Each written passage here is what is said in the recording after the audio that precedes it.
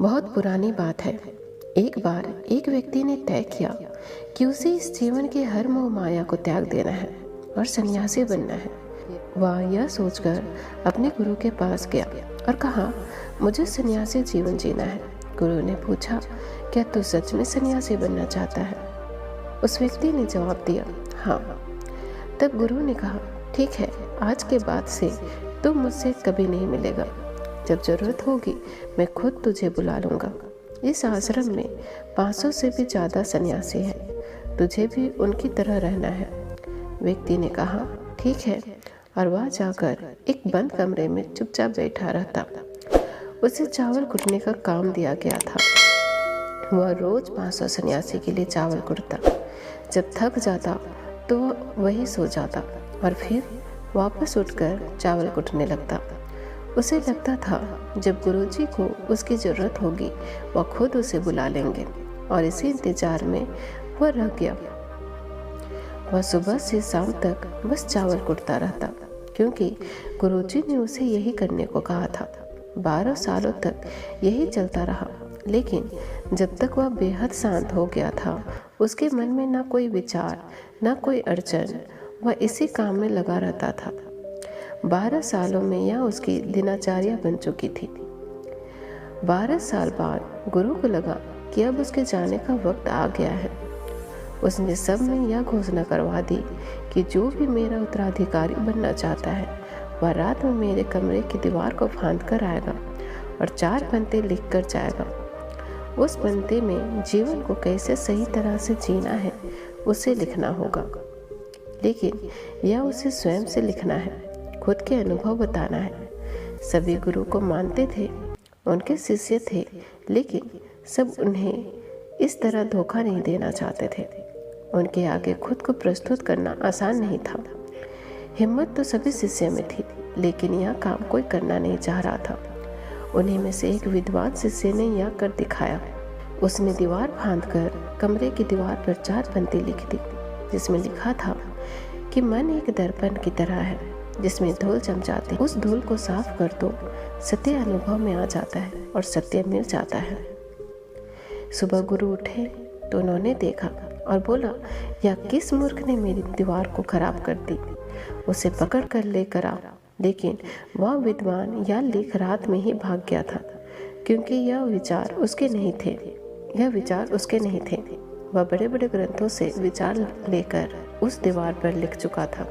उसने जाते समय अपने मित्रों से कहा था कि अगर गुरु को यह लाइन पसंद आ जाए तो मुझे बता देना, परंतु अगर वह क्रोधित हो जाए तो उन्हें मेरा पता मत बताना। सब चिंतित हो गए थे। सभी लोग यह मानते थे कि इतनी सुंदर शब्द तो है, मन एक दर्पण की तरह है जिसमें शब्दों विचारों की धूल जम जाती है, और वही उसे साफ कर दे तो सत्य का प्रतिबिंब दिखाई देने लगता है। इसमें कहाँ कुछ गलत है। गुरु कुछ ज़्यादा ही सख्त है। देखते हैं वह इससे ऊंची बातें कहाँ से लाते हैं।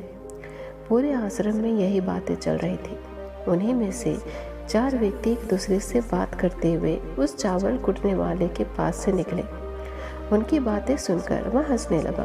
वह चारों यह देखकर सोचने लगे और पूछा, इसमें हंसने की क्या बात है? तब वह बोला, सही तो कह रहे हैं गुरुजी, किस नासमझ ने यह लिखा है। यह सुन वह चारों भड़क गए और बोले, तुम क्या जानो इसका मतलब? इतने सालों से बस चावल ही कूट रहे हो, तुम्हें शास्त्रों के ज्ञान के बारे में क्या पता? अगर इतनी लाइन गलत है तो तुम इससे अच्छा कोई शब्द बताओ। वह व्यक्ति बोला, ठीक है, मैं बता दूंगा, लेकिन मैं इतने सालों में चावल कुटते कुटते लिखना भूल गया हूँ। किसी को लिखना पड़ेगा। और हाँ, यह जान लो, मुझे उत्तराधिकारी बनने का कोई शौक नहीं है। अगर मुझे यह उपाधि मिली तो मैं कान पकड़ता हूँ, मैं अपने विचार नहीं बताऊंगा। तब उन चारों ने कहा, अरे तू हमें बता, हम लिखते हैं। व्यक्ति ने कहा, लिखो, कैसा दर्पण कैसी धूल, ना कोई दर्पण ना कोई धूल, जो इसे जान लेता है सत्य को प्राप्त हो जाता है। आधी रात को यह पढ़कर गुरु उस चावल कुटने वाले के पास गए और कहा, अब तो यहाँ से भाग जा, वरना ये 500 के 500 तुझे मार डालेंगे, या मेरा चोगा ले। तू मेरा उत्तराधिकारी बनना चाहे या ना चाहे, इससे कोई फर्क नहीं पड़ता। लेकिन मैंने तुझे अपना उत्तराधिकारी माना है, और अगर यह बात इन सबको पता चल गई तो यह बर्दाश्त नहीं कर पाएंगे कि एक चावल कुटने वाला व्यक्ति उत्तराधिकारी कैसे बन गया। वह सत्य को प्राप्त हो गया, आत्मज्ञान को प्राप्त हो गया, और यह शास्त्र जानने वाले सर पीटते रह गए। इसलिए तू यहाँ से भाग जा। अतः एक बार गौतम बुद्ध ने भी अपने शिष्य से कहा था, जब तुम्हारे अंदर भी विचार आना बंद हो जाएंगे, उस दिन तुम सत्य का अनुभव करोगे, खुद को, ब्रह्मांड को समझ पाओगे, और यही बुद्धित्व प्राप्ति का पहला कदम है। मन को शांत करने का पहला तरीका जो बौद्धिक ग्रंथों में पाया गया है वह है खुद के विचारों पर काम करना है। आपके अंदर क्या चल रहा है उसे अच्छी तरह समझना, ना कि अपने विचारों को कहीं भी दबाना। ऐसा करना गलत है।